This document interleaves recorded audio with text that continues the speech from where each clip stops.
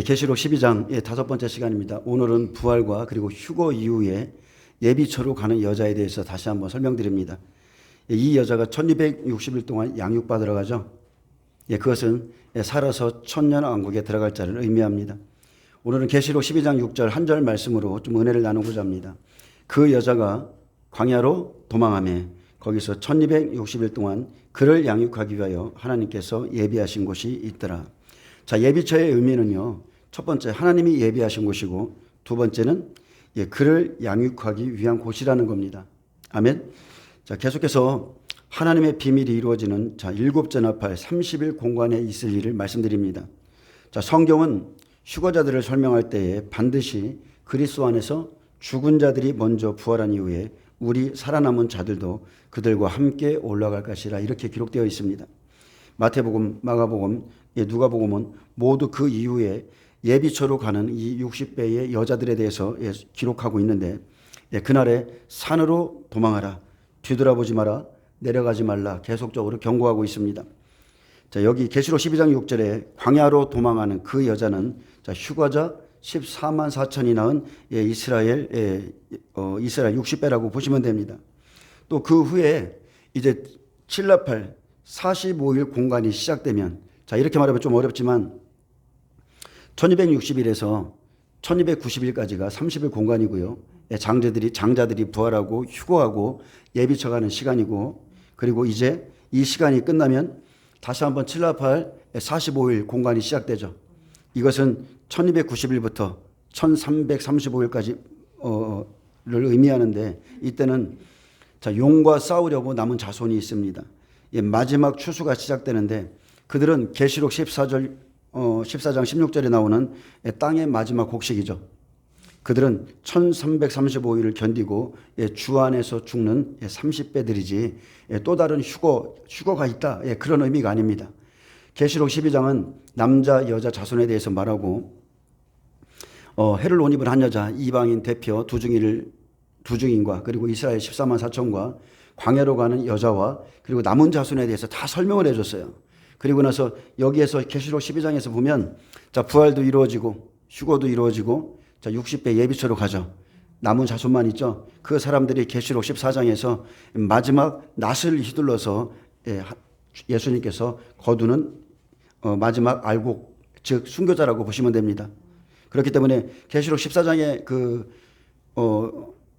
이스라엘 14만 4천에 대해서 설명하시고, 짐승과 그의 우상에게 경배하는 자와 짐승의 패를 받는 자들에 대해서 설명한 이후에 남아있는 이 자손들, 추수되는 이 사람들은요, 휴거자가 또 다른 휴거자가 아니에요. 그냥 남아있는 자손, 이 땅에 1335일까지 남아있는 자손을 추수하는 것이라 보시면 됩니다.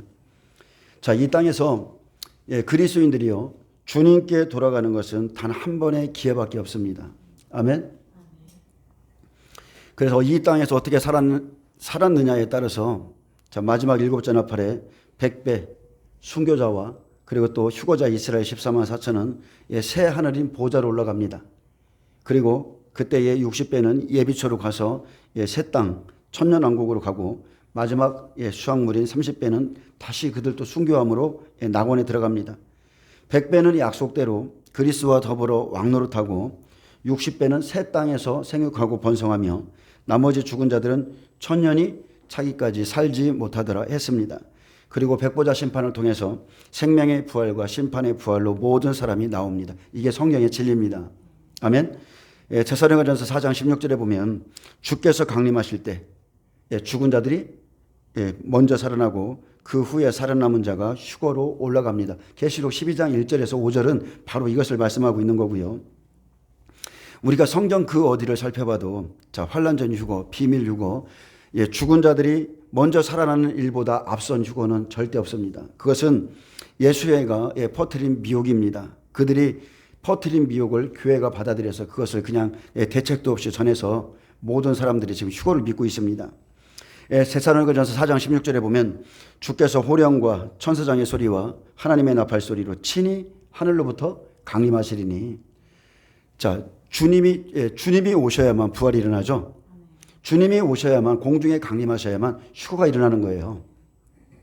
친히 하늘로부터 강림하시리니 그리스도 안에서 죽은 자들이 먼저 일어나고 그 후에 우리 살아남은 자들도 그들과 함께 구름 속으로 끌어올려, 여기에 나오는 끌어올려도 계시록 12장 5절에 나오는 그 하루파조입니다. 끌어올리다, 휴거를 의미해요. 공중에서 주를 영접하게 하시리니 그리하여 우리가 항상 주와 함께 있으리라. 여러분, 하나님의 말씀은 1.1핵도 없어지지 않습니다. 그대로 다 이루어져요. 여기는 짝이 맞아야 되는데 휴거를 외치는 자들의 말씀은 짝이 맞지를 않습니다. 왜? 그것이 가짜이기 때문에. 계시록 11장에 보면 주께서 강림하시기 3일 반 전에 이방인 두 중인을 끝으로 모든 백배들의 순교가 마칩니다. 그러면 3일 반 후에 주께서 공중에 강림하실 때에 두 중인을 시작으로 첫째 부활에 참여하는 자들이 먼저 살아나고 그 후에 우리 살아남아 있는 자, 바로 계시록 12장 5절에 이스라엘 14만 4천이 끌어올려져서 보좌로 가죠. 영원토록 주와 함께 있게 됩니다. 이 말씀은 다 짝을 이뤄서 한치의 오차가 없어요. 누가복음 21장, 마가복음 13장, 마태복음 24장은 자, 이때 휴거의 때를 기록하고요. 그리고 또 휴거가 일어나고 나면 그때 유대에 있는 자들은 산으로 도망하라 명하셨습니다. 제가 오늘은 누가복음, 마가복음, 마태복음을 섞어서 여러분에게 좀 말씀드리겠습니다. 그 시기에 똑같은 시기인데 약간씩 다르게 표현한 것을 그냥 하나로 묶어서 좀 말씀드릴게요. 누가복음 21장 20절입니다. 너희가 예루살렘이 군대들에게 에워싸이는 것을 보거든 그 멸망이 가까운 줄 알라. 자, 이 누구의 군대예요? 적그리스도의 군대죠. 마태복음 24장 15절은 이 부분에 대해서 이렇게 말합니다. 그러므로 너희가 선지자 다니엘의 말한 바 멸망에 가증한 것이 거룩한 곳에 선 것을 보거든 잃는 자는 깨달을진저 그때에 유대에 있는 자들은 산으로 도망할지어다. 자, 예루살렘이 군대들에게 에워싸이는 것은 바로 후 3년 반 적그리스도가 세워질 때로 그가 성전에 앉아서 자기를 하나님이라 칭할 때입니다. 그때는 60배가 소활성에 있을 때의 상황으로 자, 휴거가 먼저 있고 그들이 예비처로 이제 가고자 할 때에 유대에 있는 자들은 산으로 도망하라 명하셨어요. 마태복음 24장 17절에 지붕 위에 있는 자는 집 안에 있는 물건을 가지러 내려가지 말며 밭에 있는 자는 겉옷을 가지러 뒤로 돌이키지 말지어다. 그래서 소활성에 있을 때에 부활과 휴거가 일어나고 난 이후에는요, 지붕 위에 있는 자, 밭에 있는 자, 집 안에 있는 물건을 가지러 내려가거나 뒤로 돌이키는 것은 바로 세상을 뒤돌아보는 것이죠. 주의 말씀을 어기는 것입니다. 그래서 어떤 일이 생길지라도 그때에는 세상에 조금도 마음을 뺏겨서는 안 됩니다. 19절에 그날에는 아이벤 자들과 젖먹이는 자들에게 화가 있으리로다. 바로 영적인 어린아이들, 육신의 종들, 육을 끊지 못한 자에게는 화가 있는 날입니다. 그래서 정과 욕심, 이성을 여러분 십자가에 못 박으셔야 돼요. 복음 안에서 여러분이 끊을 거 끊고 이끌어갈 거 이끌어가고 이 부분이 명확하셔야 됩니다. 그리고 두 증인이 죽고 나면 이제 예루살렘이 에워싸이는데 누가복음 21장 21절에 그때에 유대에 있는 자들은 산으로 도망할 것이며 성내에 있는 자들은 나갈 것이며 촌에 있는 자들은 그리로 들어가지 말지어다. 이날들은 기록된 모든 것을 이루는 징벌의 날이로다. 그날에는 아이벤 자들과 젖먹이는 자들에게 화가 있으리니 이는 땅에 큰 환난과 이 백성에게 진노가 있겠습니다. 마태복음 24장 20절에 너희의 도망하는 일이 겨울에나 안식일이 되지 않도록 기도하라. 이렇게 복음서가 계속 이 부분을 계속 집중적으로 여기서 좀 부족한 거 이쪽에서 채워주고 또 여기서 부족한 거 이쪽에서 이런 일이 있을 거라고 계속 동시에 말하고 있는 겁니다. 그때 유대에 있는 자들은 급히 산으로 도망가라. 성내에서 나가라. 그리로 다시 들어가지 말라. 이날은 왜 그래요? 기록된 모든 것을 이루는 형벌의 날이다. 땅에 큰 환난과 이 백성에게 진노가 있기 때문에 그러므로 그날이 겨울이나 안식일이 되지 않도록 기도하라. 바로 이때부터가 생명이 없는 자들을 심판이 시작됩니다. 근데 마태복음 24장 21절에 보면 이는 그때에 큰 환난이 있겠습니다. 창세로부터 지금까지 이런 환난이 없었고 후에도 없으리라. 그 날들을 감하지 아니하면 모든 육체가 구원을 얻지 못할 것이나. 자, 주님 말씀은 그대로입니다. 후 3년 반은 창세 이후로 없었던 환난인데 그 날들을 감해주지 않는다면 바로 대접재앙에 믿는 자들이 들어간다면 모든 육체가 구원을 얻지 못합니다. 그럴 정도로 하나님의 진노가 크죠. 그러나 택하신 자들을 위하여, 생명 있는 자들을 위하여 그 날들을 감하시리라. 바로 이 날이 75일이라고 그랬죠. 1260일 전산년반을 마치고 1290일과 1335일까지 이르는 그 사람은 복이 있다. 바로 그날까지가 75일입니다. 그때에 사람이 너희에게 말하되 보라 그리스도가 여기 있다 혹은 저기 있다 해도 믿지 말라. 창세 이후에 전무후무한 대환란이 시작되기 전에, 그것은 대접재앙입니다. 택하신 자들을 위해서 오직 주님의 눈길은 택하신 자들에게 있습니다. 환란을 75일 감해 주시죠. 예수님은 부활체시죠. 초림 때처럼 시공간의 제약을 받으시는 분도 아니고 예수님은 분명히 공중에 강림하신다고 그랬어요. 그래서 공중에서 주를 영접하게 하신다고 했기 때문에 그때의 사람들이 그리스도가 여기 있다, 그리스도가 저기 있다 아무리 말할지라도 속지 말라 미리 말해 주셨습니다. 데살로니가후서 1장 6절에서 8절에 보면 너희로 환난을 받게 하는 자들에게는 환난으로 갚으시고 환난 받는 너희에게는 우리와 함께 안식으로 갚으시는 것이 하나님의 공이시니 주 예수께서 자기의 능력의 전사들과 함께 하늘로부터 불꽃 가운데 나타나실 때에 하나님을 모르는 자들과 우리 주 예수의 복음에 복종하지 않는 자들에게 형벌을 내리시리니. 예수 그리스도의 공의는 어떤 겁니까? 자기 백성에게는 안식으로 갚아주는 겁니다. 그리고 환난을 받게 한 자에게는 환난으로 갚아주기 위해서 자기의 천사들과 함께 불꽃 가운데 다시 한번 나타나시죠. 이게 하나님의 공의예요. 여러분 생각해 보세요. 그 날에 가면 얼마나 많은 사람들이 땅을 치며 울며 후회하겠습니까? 이 땅에 소망을 두고 살아간 것에 대한 후회가 그날에 넘칠 겁니다. 내가 왜 이 썩어질 것을 위해서 살았을까? 내가 왜 예수님의 복음에 복종치 않았을까? 내가 왜 이 마지막 시대 하나님의 경고를 듣고도 그것을 무시했을까? 내가 하나님을 예배할 수 있을 때 예배치 않고, 내가 하나님을 더 잘 섬길 수도 있었고 얼마든지 하나님을 더 높이며 찬양할 수 있었는데 그렇게 하지 아니한 모든 것에 대한 탄식이 나오는 때가 바로 이때가 될 겁니다. 저는 정말 그렇게 봐요. 여러분 생각해 보세요. 부활과 휴거가 일어납니다. 동시에 일어나요. 그리고 또 한 번 그 일이 있은 동시에 또 한 번 60배들이 예비처로 가죠. 근데 60배들 입장에서 한번 생각해 보세요. 30배들 입장에서 한번 생각해 보세요. 부활 휴거자는 영화로운 몸을 입고 하늘 올라가고 있습니다. 근데 그날에 아무것도 안 바뀐다는 거예요. 이 땅에서 살아온 그 일대로 그대로 하나님이 갚아주시는 때이기 때문에 부활체의 몸을 아무리 바라도 그들은 절대 그 몸 못 입습니다. 그들은 죽었다 깨어날지라도 예비처로 갔다가 천년왕국에 들어가는 게 그들의 최고의 상급이에요. 그렇기 때문에 이 땅에서 어떻게 살았느냐, 내가 왜 주를 위해서 더 헌신하지 않았을까, 내가 왜 복음을 위해서 그렇게 살지 않았을까, 그날 후회하게 됩니다. 바울 사도는 고린도후서 5장 15절에 그리스도인들이, 거듭난 그리스도인들이 사는 이유에 대해서 말했습니다. 그리스도의 사랑이 우리를 강권하시는도다. 우리가 생각하건대 한 사람이 모든 사람을 대신하여 죽었은즉 모든 사람이 죽은 것이라.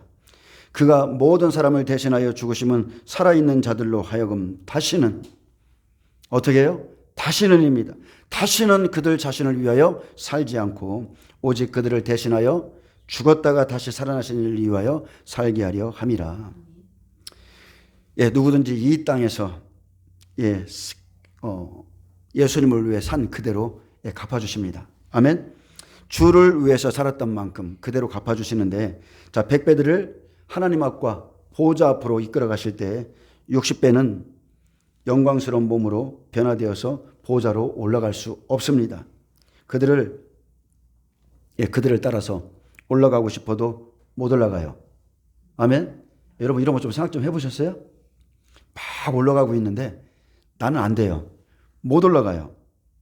나는, 나에게 주신 은혜는 반드시 예비처에 갔다가 천년왕국에 들어가서 거기서 생육하고 번성하고 그렇게 살다가 다시 한번 백보자 심판 때 그때 하나님 앞에 서게 됩니다. 그런데 첫째 부활자와 휴거자는 백보자 심판이라는 게 없어요. 그들은 그날 이후로 처음부터 끝까지 다스리는 권세로 부활체의 몸을 입고 하늘과 땅을 유일하게 왔다 갔다 하면서 다스리는 자예요. 아멘. 그 영광이 틀리다는 겁니다. 엄청 틀린 거예요. 백배는 뛰어나가지 않아도, 도망가지 않아도 그 때가 되면 하나님께서 부활시키고 하나님께서 변화시켜서 그들을 보호자로 데려가십니다. 여러분, 이 땅에 보세요. 백배는 여러분 어떻게 생각하실지 모르겠지만 보이는 게 전부가 아닙니다. 목회자들 여러분이 어떻게 생각하실지 모르겠지만 보이는 게 전부가 아니에요. 목회자 나름대로의 아픔도 있고 상처도 있고 어려움도 있어요. 근데 백배는 어쨌든 간에 여러분 뭔가 달라도 다릅니다. 그들의 가치관, 사는 목적, 푯대 너무나 뚜렷해요. 너무나 뚜렷하기에 하나님께서 그들을 이끌어 가실 수밖에 없는 무언가가 있다는 거예요. 그것은 베드로에게 말한 것과 똑같습니다. 내가 이 사람들보다 나를 더 사랑하느냐. 이게 목회자의 자격이죠. 그게 자격이에요. 이 사람들보다 더 사랑하느냐. 저는 얼마든지 말할 수 있어요. 주님, 저는 이 사람들보다 주님을 더 사랑합니다. 저는 그렇게 말할 수 있어요. 하나님은 그들의 중심과 그들의 가치관, 그 심지의 견고함을 보시죠. 주님을 위해서 끝까지 살고자 하는 그 마음의 강도가 다르다는 거예요. 천방지축이고 넘어지고 좀 부족하고 바울처럼 편지로는 굉장히 강해 보이는데 지혜로워 보이는데 막상 대해 보니까 말이 어눌해요. 그럴 수 있습니다. 근데 그 중심이 틀리다는 거예요. 바울 사도는 고린도 교회에 거짓 사도요, 속이는 일꾼이요, 자기를 그리스도의 사도로 가장하는 자들에 대해서 말했습니다. 그들은 말해요. 자기들이 사도라고, 자기들이 그리스도의 일꾼이라고 그렇게 말합니다. 근데 바울은 이렇게 말합니다.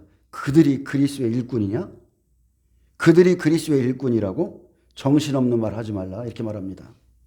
여러분, 이 시대에 영분별을 가지셔야 돼요. 아멘.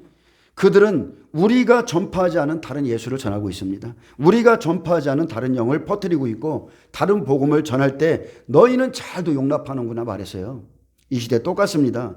사탄도 자기를 광명한 천사로 가장하는데 하물며 사탄의 일꾼들도 의의 일꾼으로 가장하는 것은 조금도 이상한 일도 아니요 대단한 일도 아니라.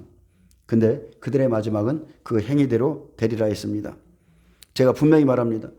바울 사도가 경고한 것은 다른 예수를 전하는 자, 다른 영을 퍼뜨리는 자, 다른 복음을 전하는 자들에 대한 경고죠. 그 마지막은 그 행위대로 되리라. 이 시대에 얼마나 많은 그 복음을 잘못 전하는 사람들이 있습니까? 바울은 고린도 교회에 자기가 그리스도의 일꾼인 증거로 무엇을 자랑했습니까? 자기의 어떤 능력을 자랑했습니까? 바울은요, 정말로 대단한 사람입니다. 그의 그림자라도, 그의 손수건에 닿기만 해도 병든 자가 치유되고 죽은 자도 살아나고 그럴 정도로 엄청난 능력 있는 사람이었어요. 그런데 바울은 그런 것을 조금도 자랑한 적이 없고 오히려 나의 연약함, 자기의 약한 것들을 그것도 부득불 자랑한다 이렇게 말했습니다. 그가 자랑하는 것을 좀 읽어드리겠습니다. 내가 그들보다, 그리스도의 일꾼이라고 하는 자들보다, 거짓 사도보다 더 수고를 많이 하고 옥에 갇히기도 더 많이 하고 매도 수없이 맞고 여러 번 죽을 뻔하였으며 유대인들에게 40에서 하는 감한매를 5번 맞았으며 3번 태장으로 맞고 1번 돌로 맞고 3번 파선하고 일주야를 깊은 바다에서 지냈으며 여러 번 여행하면서 강의 위험과 강도의 위험과 이방인의 위험과 시내의 위험과 광야의 위험과 바다의 위험과 거짓 형제 중에 위험을 당하고 또 수고하며 애쓰고 여러 번 자지 못하고 줄이며 목마르고 여러 번 굶고 춥고 헐벗었노라. 대단하죠? 근데 이것뿐만이 아닙니다. 이 외의 일은 고사하고 아직도 날마다 내 속에 눌리는 일이 있으니 곧 모든 교회를 위하여 염려하는 것이라. 아멘. 차원이 틀리죠? 이 시대 교회를 바울은 모든 교회를 위하여 염려하는 것 때문에 자기가 눌린다고 그랬어요.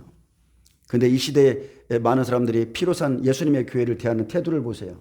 틀립니다. 바로 여러분, 이 사람들이 보좌로 가는 사람들입니다. 여러분 중에 왜 이들만 보좌로 가느냐? 누가 반문할 수 있습니까? 반문할 수 있어요?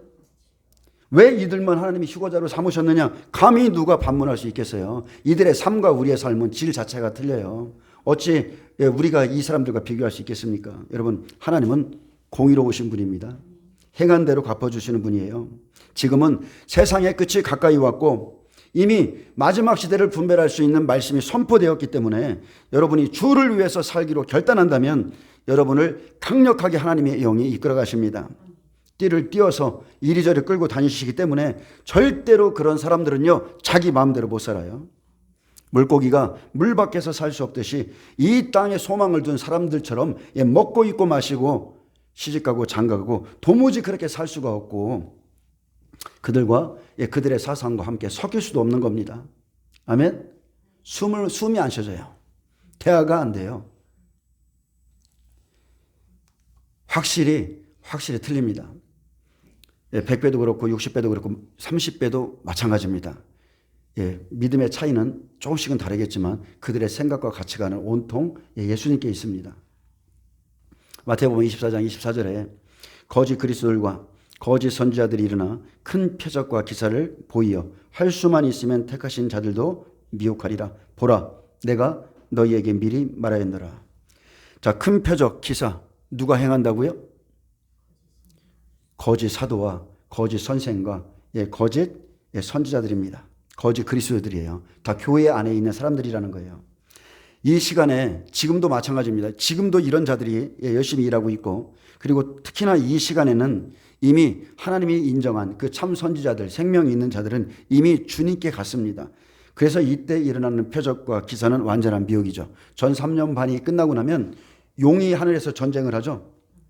엄청난 하늘의 권능들이 흔들리는 때인데 그때 엄청난 표적, 기적, 이사는 다 용의 미혹입니다. 보라, 내가 너희에게 미리 말하였노라. 자, 이 때가 있다는 겁니다. 이때는 뱀이 그 입으로 물을 강같이 토해서 여자를 떠내려 가게 하고 또 용의 입에서 강물이 토해져 나오는 때죠.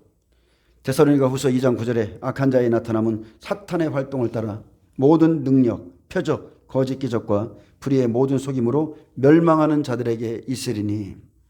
자, 능력, 표적, 거짓 기적, 불의의 모든 속임이 생명 있는 자들에게 있으리니 이랬어요? 아니에요. 멸망하는 자들입니다. 왜요? 그들이 그것을 좋아하거든요. 하나님의 말씀은 싫어해도 듣길 싫어해도 이런 것들을 유대인들은 표적을 구하고 헬라인들은 지식을 구한다고 그랬죠. 똑같습니다. 그렇기 때문에 멸망하는 자들에게 있으리니 이는 그들이 진리의 사랑을 받지 아니하여 구원함을 받지 못함이라. 그래서 우리가 큰 표적과 기사가 일어날지라도 우리가 함부로 따라갈 수 없는 것은 말씀 때문에 그렇습니다. 말씀을 통해서 일어나는 표적인가? 우리가 말씀의 법대로 우리가 따라가셔야 됩니다. 그날에는 우상에게 경배하게 하고 짐승의 표를 받도록 미혹의 강물이 쏟아지는데 그 일을 거짓 그리스도들과 거짓 선지자들이 합니다. 그러면 사람들이 너희에게 말하되 보라, 그리스도가 광야에 있다 해도 나가지 말고 보라, 골방에 있다 해도 믿지 말라. 번개가 동편에서 나서 서편까지 번쩍인 같이 인자의 임함도 그러하리라. 그래서 60배들이 소알성에 있다. 이제 예비처로 가기 전에 이런 유의 미혹에 속지 말으라는 겁니다. 아멘. 하나님의 약속의 말씀을 믿고 요동치 않는 사람들, 약속의 말씀대로 하나님이 보호하시고요. 그들을 인도하십니다. 누가복음 21장 24절에 계속 이어서 말합니다. 그들이 칼날에 죽임을 당하며 모든 이방에 사로잡혀 가겠고 예루살렘은 이방인의 때가 차기까지 이방인들에게 밟히리라. 아멘. 자, 여기에는 세 가지의 말씀이 있습니다. 누군가는 칼날에 죽임을 당합니다. 누군가는 이방에 사로잡혀 갑니다. 예루살렘은 이방인의 때가 차기까지 이방인들에게 밟히죠. 이 세 가지가 있는데, 자, 첫 번째, 그들이 칼날에 죽임을 당하며, 죽임당한 순교자는 여러분 100배입니다. 그리고 마지막으로 30배죠. 모든 이방에 사로잡혀 가겠고, 자, 여기에 보면, 자, 사로잡혀 가는 사람들이 있죠. 이 시기에 666 짐승의 표를 받든지 아니면 적그리스도를 하나님이라 믿고 시인하고 우상을 숭배하든지 그들 떨어진 자들, 이 사람들은 이방에 사로잡혀 가죠.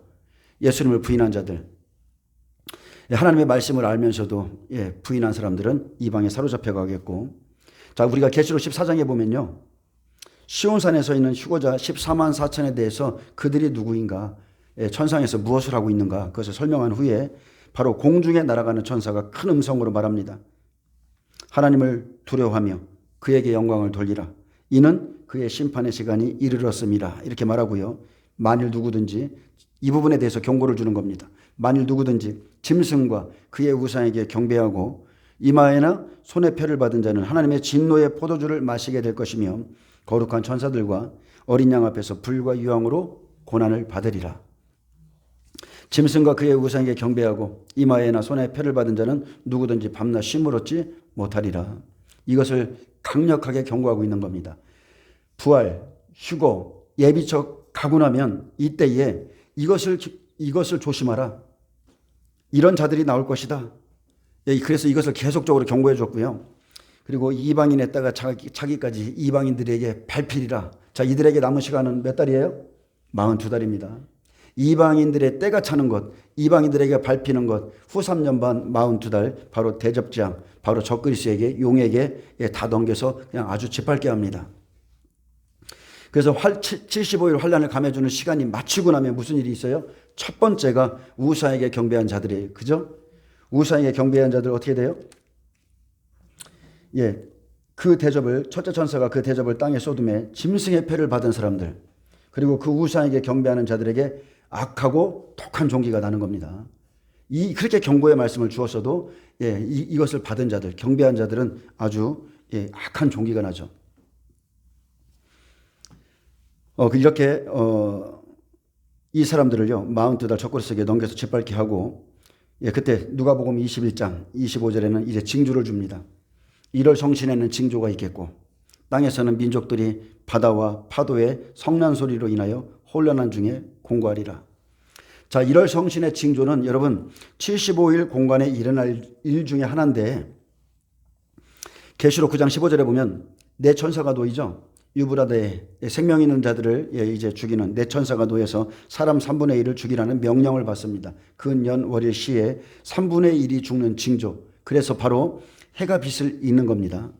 마가복음 13장 24절에 그때에 그 환란 후에 그때 그 환란 후 1300년 반 1260일이 마치면 해가 어두워지며 달이 빛을 내지 아니하며 별들이 하늘에서 떨어지며 하늘에 있는 권능들이 흔들리로다. 천사의 싸움이 있죠. 이것이 바로 여러분 1월 성신의 징조인 겁니다. 땅에서는 민족들이 바다와 파도의 우는 소리로 인하여, 바다는 세상을 의미하고 파도는 강력한 환란을 의미하죠. 홍수가 하나님의 심판의 말씀인 것처럼 파도는 환란입니다. 세상에서 일어나는 일들이 성난 소리로 인하여 우는 파도 소리와 같이 생명 있는 자들, 증인들을 잡아가고 죽이는 그 사건을 지금 징조로 보여주시는 거예요. 해가 빛을 잃습니다. 달이 이제 달도 빛을 내지 않죠.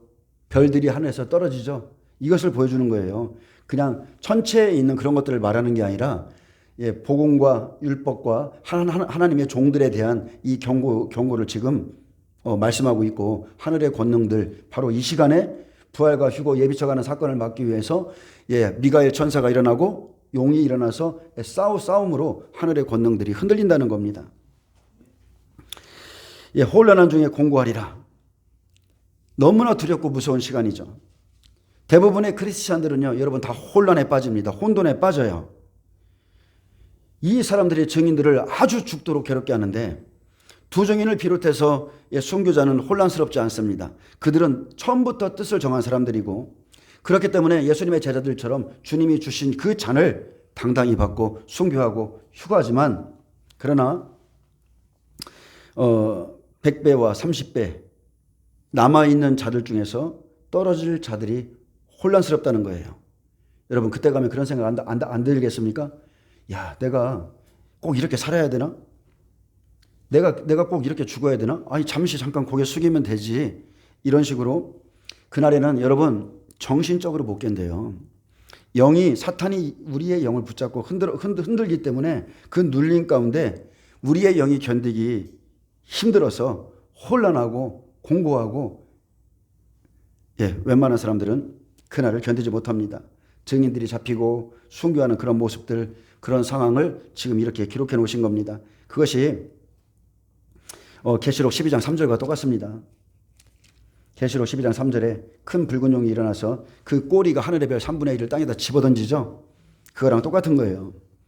마태복음 24장 29절에 보면 그날 환란 후에 즉시 해가 어두워지며 두 증인이 순교하고 해가 어두워지며 달이 빛을 내지 아니하며 별들이 하늘에서 떨어지며 하늘의 권능들이 흔들리리라.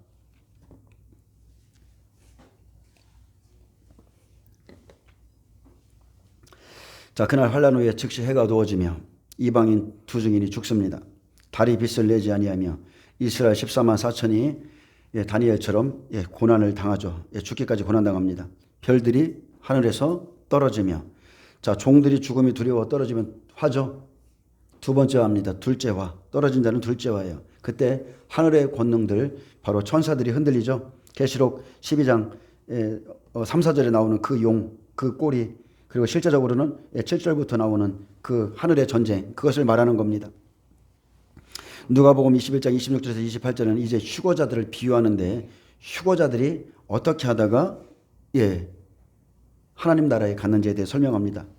사람들이 14만 4천입니다. 세상에 임할 일을 생각하고 무서움으로 기절하리니 이것은 용의 꼬리가 하늘의 별 3분의 1을 땅에 던지는 것을 의미하고, 이는 하늘의 권능들이 흔들리겠습니다. 자, 사람들이요, 세상에 임할 일을 생각하고 무서워하고 기절한다 했습니다. 이스라엘 백성 14만 4천은 이미 우리가 다니엘을 통해서 살펴봤지만 흠도 없고 점도 없습니다. 그래서 그들의 법으로 죽이지 못하기 때문에 한 법을 세우는데, 그들이 기절할 만큼 아주 고난을 주죠. 사자굴에 집어 던져버립니다. 그래서 이스라엘 14만 4천은 다니엘과 같이 기절하기까지 고난받고, 자, 휴거라는 것은 이렇게 시체같이 된 자들, 기절한 자들, 이들을 깨워서 올라가는 것을 말해요. 그만큼 이들도 큰 고난을 당한다는 거예요. 그리고 이 시간이 바로 하늘의 권능들이 흔들리는 시간입니다. 천사들의 싸움, 마지막 개국 이래도 없었던 그 싸움, 바로 이 시기에 일어납니다. 27절에 그때에 사람들이, 바로 그때입니다. 바로 그때 사람들이 무서워하고 기절할 이때에, 하늘의 권능들이 흔들리는 이때에 그때에 사람들이 인자가 구름을 타고 능력과 큰 영광으로 오는 것을 보리라. 자, 마태, 마가, 누가복음에서는 똑같은 것을 계속 반복적으로 지금 증거하고 있습니다. 그때에, 자, 순교자가 부활할 때에 마가복음 13장 24절은 이렇게 말합니다. 그때에 그 환란 후 해가 어두워지며 달이 빛을 내지 아니하며 별들이 하늘에서 떨어지며 하늘에 있는 권능들이 흔들리리라. 그때에 인자가 구름을 타고 큰 권능과 영광으로 오는 것을 사람들이 보리라. 자, 인자가 구름을 타고 능력과 큰 영광으로 오는 것을 사람들이 봐요, 못 봐요? 모든 사람들이 두 눈으로 봅니다. 두 증인이 부활할 때 보죠? 모든 사람이 봐요. 예수님께서 천사들과 함께 공중에 오시는 것을 모든 사람들이 목격해요. 그들과 함께 우리 살아남은 자들도 끌어올려진다고 그랬어요. 휴거도 모든 사람들이 목격하는 사건이에요. 비밀 휴거라는 건 없어요. 그래서 죽었다가 부활한 자와 휴거자가 남아있기 때문에 예수님께서 공중에 데리러 오셔서 이리로 올라오라, 이렇게 말씀하시는 겁니다. 이런 일이 되기를 시작하거든 일어나 머리를 들라. 누워있기 때문에 일어나서 머리를 들라. 너희 구속이 가까웠느니라 하시더라. 자, 순교자들이 부활에 올라가면 일어나서 이제 머리를 들라. 흠도 점도 없어 고난받고 기절한 그 사람들 이제 깨어서 휴거합니다. 일어나 머리를 들라는 것은 땅에서 구속함을 받은 사람은 이스라엘 14만 4천밖에 없다는 겁니다. 여러분, 영적 이스라엘이라는 것은 성경에 없습니다. 이스라엘이면 이스라엘이지 영적 이스라엘이라는 것은 없어요. 마지막 7째 나팔에 다시 한번 설명합니다. 부활이 있고 휴거가 일어납니다. 그것도 30일 공간에. 자, 한 여자 이방인 두 중에 순교하죠. 복음을 전하고 순교합니다. 그럼 이 여자 이스라엘 14만 4천이 해산하죠. 휴거돼요. 계시록 12장 5절에 하늘로 끌어올려갑니다. 그러면 바로 그 여자가 나오죠. 30일 공간에서 이스라엘 60배가 예비처로 갑니다. 그래서 휴거가 있자마자 그 여자가 광야로 도망하며 거기서 1260일 동안 그를 양육하기 위하여 하나님께서 예비하신 곳이 있더라. 자, 결론입니다. 부활하고 휴거가 일어나면 하나님께서 예비하신 곳으로 소활성에 숨어있던 60배 예비처로 갑니다. 여러분 이 순서를 아셔야 돼요. 부활과 휴거 다음에 후 3년 반 적그리스도가 설 때죠. 그 다음에 예비처로 가는데 광야로 도망하라. 근데 여러분 이 사람들은 영적 전쟁의 완전한 승리자입니다. 아멘. 왜 그래요? 부활자도 휴거자도 모두 자기에게 주어진 모든 고난을 통과한 승리자고요. 여러분 그래서 그날에는 죽음도 승리고 살아있는 자도 승리해요. 예비처는 후 3년 반 심판의 대접을 피하고 양육받는 곳인데 천년왕국에 살 수 있도록 그곳에 가서 양육을 받습니다. 60배라는 것은 다른 게 아닙니다. 성경은 세 번의 화를 선포하고 있습니다. 5나팔, 6나팔, 7나팔에 세 번의 화가 있는데 첫 번째 60배, 믿음의 60배가 제일 먼저 고난을 받죠. 다니엘이 세 친구같이 먼저 고난을 받는데 이들은 시간이 정해져 있습니다. 5개월 환란이죠. 죽고 싶어도 죽음이 그들을 피해가는 환란 속에서 쉽게 말하면 그것을 이기고 5나팔 5개월을 이기고 6나팔 6개월 동안 100배 장자들이 고난받을 때 이들은 소활성에 숨어있는 시간이에요. 그래서 6나팔에는 죽음의 재앙을 피하기 위해서 소활성에 숨겨두는데 소활성은 각 나라 각처에 있습니다. 100배 부활과 휴거 후에 소활성에 있는 60배들 이제 적그리스도와 그의 군대가 그들을 죽이려 할 때 도망하라 했고 100배가 순교하기 전에 60배들이 소활성에 가서 머물러 있다가 이제 휴거가 일어나면 이들이 나와서 이제 예비처로 갑니다. 분명하게 부활, 휴거 후 이 30일 공간에 이 일이 다 일어납니다. 이스라엘 백성은 산으로 도망하라 했죠. 창세기 19장 17절에 산으로 도망합니다. 마태복음 24장 15절 이하에도 산으로 도망합니다. 이사야 26장 또 20절에는 밀실로 들어가라고 그랬고 분노의 대접이 지나가기까지 밀실로 들어가 있으라고 그랬고 계시록 12장 6절에서는 하나님이 예비하신 곳이라 이렇게 표현해 놨어요. 자, 그래서 100배 순교 후에 휴거 후에 이들이 가는 곳으로서 이들은 육체가 살아서 예비처로 갑니다. 아멘. 100배는 순교하지만 60배는 죽음을 보지 않습니다. 이들은 죽음을 보지 않고 후 3년 반 지나고 새 땅에 가는데 자, 이들은 1000년을 살 자들이고 출입이 끝난 곳으로 들어갑니다. 그들만 들어가요. 1000년을 살 수 있도록 하나님께서 이들에게 변화된 몸을 주실 겁니다. 천년왕국은 죽음이 있는 곳이고 사계절이 다 있습니다. 그 땅에서는 백세에 죽는 자를 젊은이라 하고 백세가 못되어 죽으면 저주받은 자라 했죠. 백성의 수완이 나무와 같다 했습니다. 제가 이사야 65장을 좀 읽어드릴게요. 새하늘 새 땅에 어떤 곳인지를 좀 읽어드리겠습니다. 60배도 엄청난 곳으로 들어가는 겁니다. 제가 좀 읽어드리겠습니다. 보라, 내가 새 하늘과 새 땅을 창조하나니 이전 것은 기억되거나 마음에 생각나지 아니할 것이라. 자, 이전 것은 기억되거나 마음에 생각나지도 아니할 것이라 했습니다. 너희는 내가 창조하는 것으로 말미암아 영원히 기뻐하며 즐거워할지니라. 보라, 내가 예루살렘을 즐거운 성으로 창조하며 그 백성을 기쁨으로 삼고 내가 예루살렘을 즐거워하며 나의 백성을 기뻐하리니 우는 소리와 부르짖는 소리가 그 가운데에서 다시는 들리지 아니할 것이며 거기에는 날수가 많지 못하여 죽는 어린이와 수완이 차지 못한 노인이 다시는 없을 것이라. 곧 백세에 죽는 자를 젊은이라 하겠고 백세가 못되어 죽는 자는 저주받은 자이니라. 자, 그들이 가옥을 건축하고, 자, 천년왕국에서 가옥을 건축하죠. 그 안에 살겠고 포도나무를 심고 열매를 먹을 것이며 그들이 건축한 데에 타인이 살지 아니할 것이며 그들이 심은 것을 타인이 먹지 아니하리니 이는 내 백성의 수완이 나무의 수완과 같겠고 내가 택한 자가 그 손으로 일한 것을 길이 누릴 것이며 그들의 수고가 헛되지 않겠고 그들의 생산한 것이 재난을 당하지 아니하리니 그들은 여호와의 복된 자의 자손이요 그들의 후손도 그들과 같을 것입니다. 그들이 부르기 전에 여러분 이 천년왕국은 하나님과 함께 사는 땅이에요. 에덴 동산과 똑같습니다.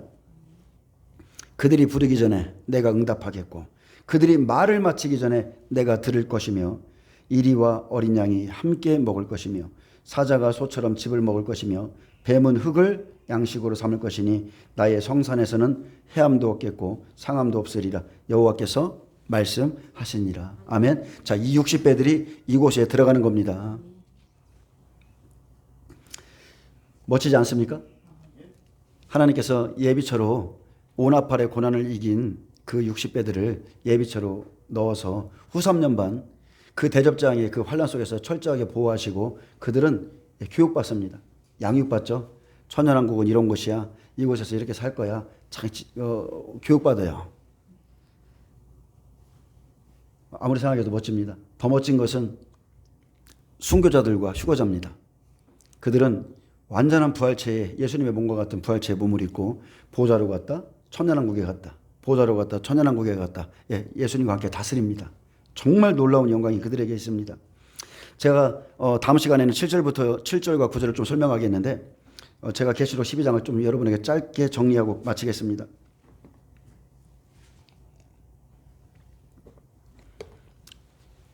계시록 11장은 이방인 두 증인에 대해서 너무나 명확하게 하나님이 설명해 놓으셨어요. 그들에게 나의 두 증인에게 권세를 주겠다. 1260일이다. 그들이 3일 반 전에 죽을 것이다. 무저갱으로부터 올라오는 짐승에게 죽을 것이고 그들의 시체들은 예루살렘 성 밖에 있을 것이고 모든 사람들이 그 시체를 구경하고 있을 것이며 그때의 3일 반 후에 하늘에서 공중강림이죠. 소리가 나서 이르되 이리로 올라오라 하면 모든 사람들이 보는 앞에서 두 증인이 일어서고 하늘로 구름 위로 끌어올려가는 것. 그러면 세상 나라가 우리 주와 그리스도의 나라가 되겠다. 이렇게 마지막 일곱째 나팔이라 말씀하셨고요. 계시록 12장은 그 모습을 거기까지를 짧게 정리해 준 사건이에요. 모든 것을 다. 자, 해를 옷 입은 한 여자가 있습니다. 계시록 12장 1절입니다. 해를 옷 입은 한 여자는 하늘에 보이는 천체가 아니에요. 살아있는 여자입니다. 자, 해를 옷 입은 한 여자. 이 하늘의 큰 표징은 계시록 11장 이방인 두 증인이 1260일의 권세를 받아 달을 밟고, 이 말은 쉽게 말하면 달을 통치하고 1260일 이스라엘 백성들을 통치하는 거예요. 복음이 율법을 발로 밟습니다. 그래서 12벨의 관을 쓰고 이스라엘의 복음을 전함으로 자, 계시록 12장 1절 시작되죠. 그런데 어떤 분들이 자꾸 별자리를 가지고 해를 옷 입은 한 여자라 이렇게 말하면서 이미 해를 옷 입은 한 여자는 2017년 9월 23일에 다 이루어졌다. 올해가 7년째다. 이렇게 말하면서 사람들을 미혹하고 있는 걸 봤어요. 여러분, 절대 그런 것이 아닙니다. 아멘? 제가 계속 설명하겠지만 이 여자들은 다 살아있는 여자들이에요. 자, 2절 보겠습니다. 해를 옷 입은 한 여자는 복음을 의미하는 거고, 자, 이 여자가 아이를 잉태하죠. 예수 그리스도를 잉태해요. 해산할 때, 그리고 해산할 때의 상황을, 그 고통을 기록해 놨습니다. 자, 계시록 12장 3절에 보면 그때 하늘의 또 다른 이적은 자, 부활과 휴거를 막기 위해서 권세를 받은 큰 용 사탄이 회방으로 나타난다는 것이죠. 그래서 여기다 크다는 것은 사탄의 엄청난 권세, 큰 권세를 자, 나타내죠. 후 3년 반은 자, 용의 권세죠. 전 3년 반은 뱀의 권세예요. 그렇기 때문에 그냥 미혹하는데 내어주기만 하지만 후 3년 반은 절대 안 그렇습니다. 용의 권세이기 때문에 완전히 짓밟아버리죠. 불타는 것은 지옥의 피의 빛깔로 사탄의 살인하는 성격을 나타내고 있습니다. 자, 뿔은 거대한 힘을 나타내고 일곱머리 벨류가 하는 사탄이 하나님의 용인 하에, 쉽게 말하면 사탄이 욥을 하나님의 보좌에서 참수하죠. 그리고 허락을 얻죠. 똑같은 것입니다. 사탄이 하나님의 용인하에 그 시간이 되었기 때문에 세상을 지배하는 왕의 권력을 소유했음을 시사합니다. 그래서 전 3년 반은 뱀시대, 후 3년 반은 용시대로 이제 완전히 남아있는 쭉정이들을 짓밟고 추수하는 시간이죠. 계시록 12장 4절 용의 꼬리가 나오죠. 하늘의 별 3분의 1을 14만 4천 종들입니다. 기절하도록 아예 땅에 던져버립니다. 이것은 근년 월일 시에 3분의 1이 죽는다는 의미와 똑같아요. 그래서 이들이 예수 그리스도를 해산하면, 시인하면 삼키고자 기다리고 있죠. 근데 계시록 12장 5절에 여자가 아들을 낳죠. 해산합니다. 그래서 이스라엘 14만 4천이 죽을 만큼의 고난을 받지만 이들이 영광스럽게 다 휴거되죠. 그 아이를 하나님 앞과 그 보좌 앞으로 올려가더라, 끌어올려가더라. 그러면은 바로 6절에 그 여자 60배들 나오죠. 14만 4천이 자기 민족에게 복음으로써 낳은 자들이죠. 이스라엘 60배. 이들이 살아서 천년왕국에 들어가기 위해서 후 3년 반에 보호받으러 예비처로 가는 겁니다. 그러면 누가 남아있어요? 17절 보면 용이 땅으로 쫓겨나서 엄청 분노하죠. 남은 자손 30배를 찾아갑니다. 여기까지가 여러분 알곡 추수가 끝난 거예요. 여기 보면은 남자, 보좌로 가는 자들, 여자, 예비처로 가는 자들, 자손, 이들은 순교하죠. 바로 이들이 계시록 14장 16절에 보면 마지막 수확이죠. 낫을 가지고 땅의 곡식이 다 거두어지는 겁니다. 남은 자손들, 이걸 휴거자가 아니에요. 남은 자손들, 이들이 어떻게 죽었는가, 순교했는가, 그것을 말하는 겁니다. 바로 이들이 순교하기 전에 땅의 알곡들을 낫으로 베기 전에 바로 그 후에 짐승의 표, 우상 숭배 이거 하지 말라고 경고하고 있습니다. 자, 7절 9절에 보면 하늘의 권능들이 흔들리죠. 바로 이 시간입니다. 부활, 휴거, 예비처 가는 이 시간에 하늘의 권능들이 흔들리죠. 자, 부활과 휴거를 막기 위해 미가엘이 드디어 나타납니다. 군주 미가엘. 미가엘과 그의 사자들, 용과 그의 사자들, 천사들이 하늘 위에서 싸웠으나 큰 용이 하늘에서 내어 쫓기는 때가 바로 이 시기입니다. 다니엘서 12장 1절에 보면 큰 군주 미가엘이 일어날 때에 개국 이래로 없었던 환란이 시작될 거라고 했고, 그때에 내 백성 중에서, 자, 내 백성은 백성인데 책에 기록된 모든 자가 구원을 받을 것이라고 그랬어요. 근데 우리가 일곱 교회를 살펴보면 책에 기록될지라도 자, 생명책에서 지어질 자가들이 있죠. 책에 기록된 모든 자, 끝까지 견딘 자들이 구원받습니다. 60배들 천년왕국의 영광 속으로 사탄을 발로 밟고 1000년 동안 그 위에서 왕노릇하는 이들이요, 자기 생명을 아끼지 않았던 사람들이에요. 육나팔이 시작되면 잠시 소활성에 숨어있던 자였지만 이들은 이미 오나팔에 죽고 싶어도 죽음이 피해가는 그 오나팔의 시련을 믿음으로 이기고 나온 자들입니다. 한 사람도 시험을 거치지 않고 시련을 당하지 않고 하나님의 보좌나 천년왕국으로 가는 자가 한 사람도 없다는 거예요. 아멘. 그래서 7나팔 30일 공간엔 이제 공중에서 피한 마귀가 할 수만 있으면 택하신 자들을 넘어뜨리려 시험하고 미혹했지만 넘어가지 않고 이긴 자들이라는 겁니다. 7절 9절은 하늘의 영적 전쟁. 별들이 하늘에서 떨어지죠. 4절에 보면 별들이 하늘에서 떨어져요. 하늘에 있는 권능들이 흔들리는 이 시간에 인자가 구름을 타고 큰 영광으로 오는 것을 사람들이 봅니다. 이것은 분명 하늘의 싸움이지만 자, 이 땅에선 미가엘 천사장이 증인들과 60배들을 돕고 큰 용은 적그리스도와 거짓 선자들 속에 들어가서 그들을 돕죠. 100배들 예수님을 부인하게 하고 60배들 미혹하고 어쨌든 간에 엄청난 고난을 주었지만 끝내 예수님을 시인하고 해산한 자, 이긴 자들이 영생으로 들어가는 겁니다. 자, 10절은 9절에 있는 그 천사들에 대한 설명인데 하나님의 구원과 능력, 그리스도의 권세가 나타나서 큰 용, 우리 형제들을 참수하는 자가 땅으로 쫓겨났다 했습니다. 그러면 11절은 두 증인과 100배 부활하고 14만 4천을 이기고 올라간 것을 말하는데 자, 이렇게 설명합니다. 또 우리 형제들이 어린 양의 피와 자기들이 증언하는 말씀으로서 그를 이겼으니 그들은 죽기까지 자기들의 생명을 아끼지 아니하였도다. 자, 어디까지요? 죽기까지입니다. 그냥 아무나 다 휴거되는 게 아니라니까요.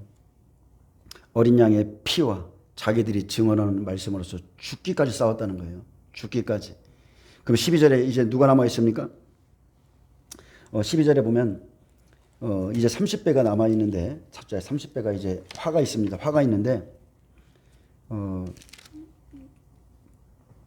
그러므로 하늘과 그 가운데 거하는 자들은 즐거워하라. 자, 하늘, 자, 보좌로 간 자들이죠. 보좌로 올라간 100배들이고, 자, 그 가운데 거하는 자들은 즐거워하라. 자, 60배들 예비쳐 들어갑니다.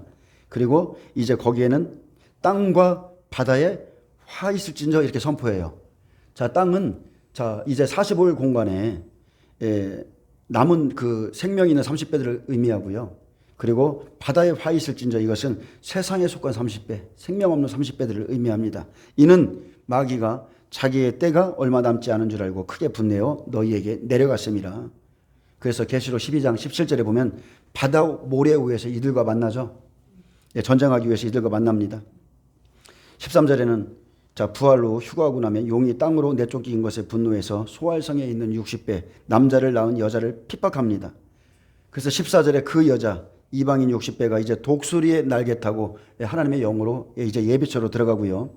15절 17절에는 자, 그 당시의 소활성의 핍박 내용을 여기서 설명하고 있습니다.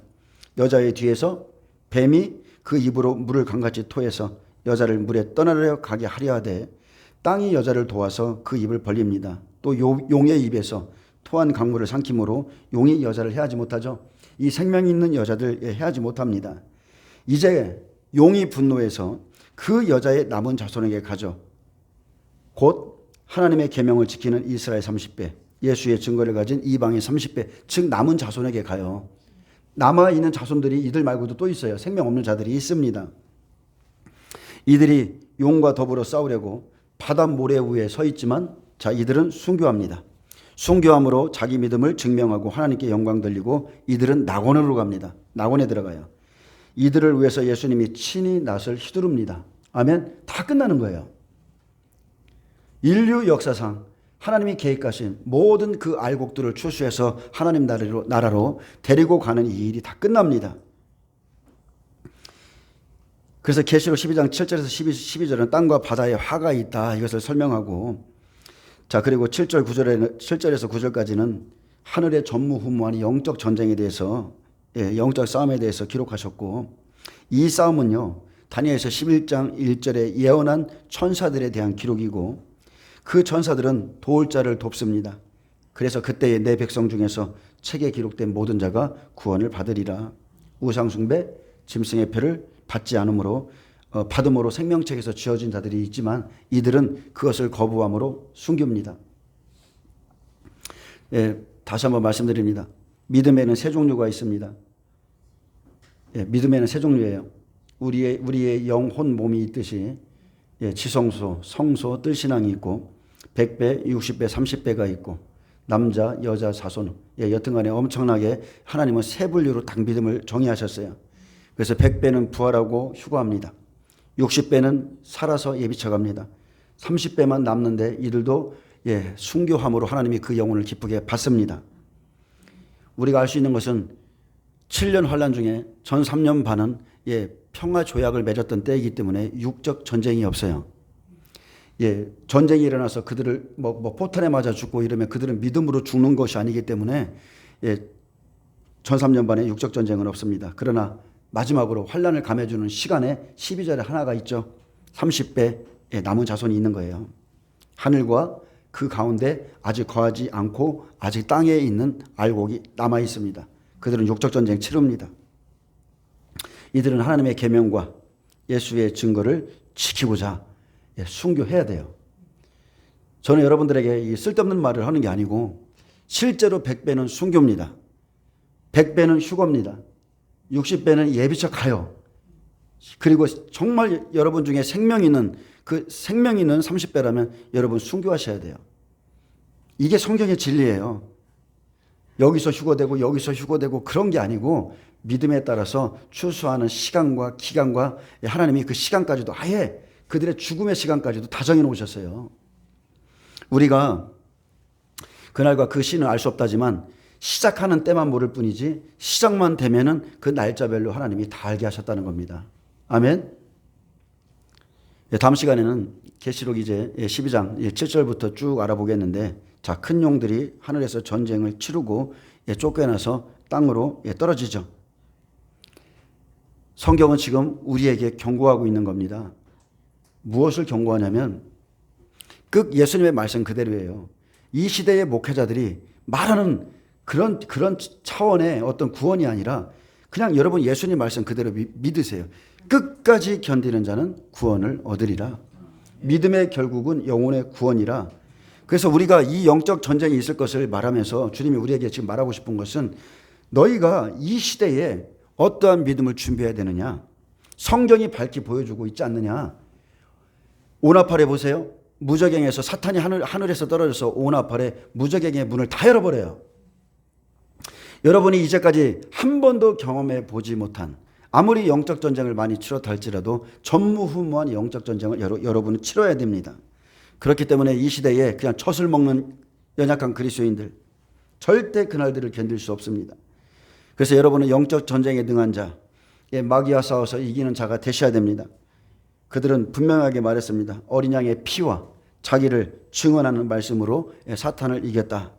그들은 죽기까지라 하겠습니다. 죽기까지 자기들의 생명을 아끼지 않았다. 이게 전제 조건입니다. 우리는 이 시대에 뜬구름 잡는, 정말로 뜬구름 잡는 오지도 않을 그 휴거를 기다릴 것이 아니라 지금 성경에서 말하는 이 시기를 위해서 이런 믿음을 준비하고 끝까지 견딤으로 구원을 받습니다. 앞으로 하늘에 전무후무한 천사들의 싸움이 있습니다. 하늘의 권능들이 흔들립니다. 다시 한번 말하지만 오날 팔에 하나님이 무적에게 문들 엽니다. 그 안에 연기와 같이 올라오는 셀 수도 없는 수많은 황충들이, 쉽게 말하면 귀신들이죠. 악귀들이죠. 다 풀어지죠. 그래서 우리에게 쉬지 말고 기도하라. 베드로에게 그랬어요. 사탄이 너를 밀가부르트라고 하였으나 내가 너를 위해서 중보했다고 그랬어요. 그날에는 그것과 좋게 비교도 안 됩니다. 여러분 쉬지 말고 기도하세요. 깨어 기도하시기 바랍니다. 여러분 성령으로 기도하시길 축복합니다. 이 마지막 시대에 여러분 그리스도의 신부가 되셔야 돼요. 그리스도의 신부는 그림을 보면 어떻게 되어 있습니까? 아름다운 여인이 세마포 옷을 입고, 그죠? 신부의 옷을 입고 군화를 신고 오른손에는 검을 들고 있어요. 그 여인이 진짜로 그리스도의 신부입니다. 말씀의 검, 성령의 검, 그 온전한 말씀의 검을 든 그리스도의 신부가 여러분이 되시길 축복합니다. 앞으로는 상상도 못할 영적 전쟁이 저와 여러분 앞에 기다리고 있습니다. 지금 하나님 앞에 주님의 얼굴과 그의 능력을 구하는 것이 아니라 오히려 교회를 떠나서 흩어져서 마지막 때 양식만 중보하고 있는 분들은 절대 그날 못 이겨요. 죽어도 못 이깁니다. 여러분들은 지금 하나님께 예배 가운데 은혜를 받으시고 능력을 받으시고 기름 부음을 받으시고 그분의 말씀과 계시를 받으시고 그렇게 해서 주님의 나라에 가셔야 됩니다. 아멘. 하나님께 영광 박수 올려드립니다.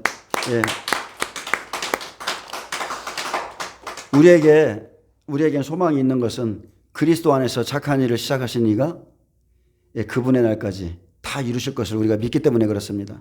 우리로 깨워서 이 말씀을 듣게 한 것은 그분 일하시겠다는 뜻입니다. 기도하겠습니다. 주님 감사합니다.